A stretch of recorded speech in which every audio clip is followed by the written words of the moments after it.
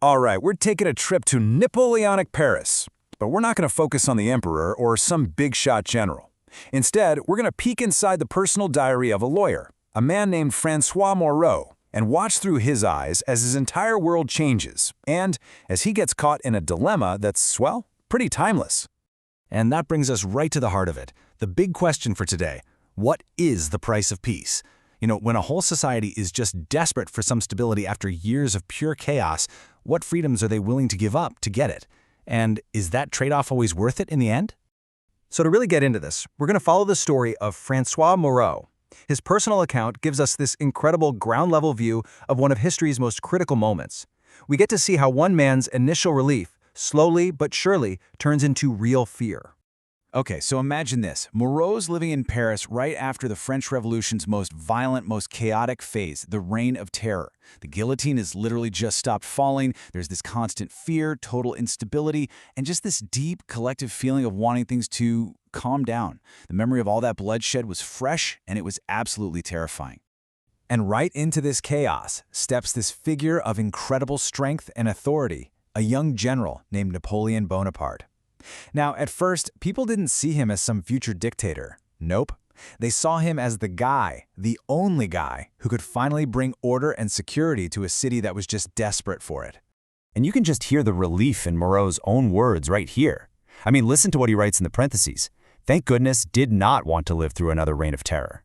That's not just some dry political observation. That is a deep, personal, visceral sigh of relief from a man who had seen the absolute worst of humanity.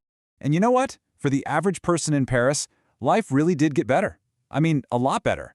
The streets were safer, the government finally felt stable, the economy started to pick up. This wasn't some abstract idea. You could feel it. It was a tangible improvement in daily life, a return to something like normalcy that people had been craving for years. But, and there's always a but, isn't there? That stability came with a price tag. As Napoleon cemented his power, he brought in this massive new legal framework, one that would end up carrying his name forever. And for Moreau, a man who lived and breathed the law, this is exactly where the shadows start to creep in. So what exactly was this Napoleonic Code? Well, on the one hand, it was actually a huge achievement. It standardized laws all across France, which was a pretty big deal. But for our lawyer, Francois Moreau, he saw something else. He saw a system that was so strict, it actually started to undo the very ideas of liberty that the revolution was supposed to be all about. You can just feel his disappointment here. For a lawyer who truly believed in the principles and the processes set up by the people, having one guy just rewrite all the rules, well, it felt like a profound betrayal. That whole promise of the revolution, the fight for individual freedom, suddenly seemed like it was just slipping through their fingers. I mean, the conflict couldn't be clearer. On one side, you have the promise of the revolution, freedom of speech, the right to debate, to disagree openly. And on the other side, Napoleon's reality, newspapers controlled by the state, and heavy censorship of books. The marketplace of ideas was officially closing for business. And this is where the story takes a really dark turn. Because for Moreau, this wasn't just some abstract political debate anymore. Oh no. The long arm of the state reached right past the public square and came knocking on his own front door. It happens in 3 simple, chilling steps. First, the violation.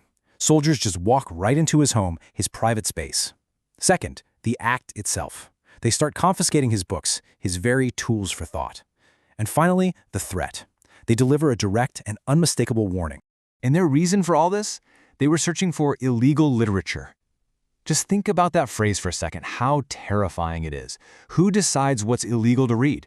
Suddenly, the state had the power to police not just what you did, but what you thought, and the very books you kept on your shelves. And this wasn't just about the books he already had. This was a direct, personal threat about his future. The message couldn't have been clearer. Stay in line, don't read the wrong things, don't think the wrong thoughts, or we will find out and we will arrest you. The price of order was quickly becoming total submission.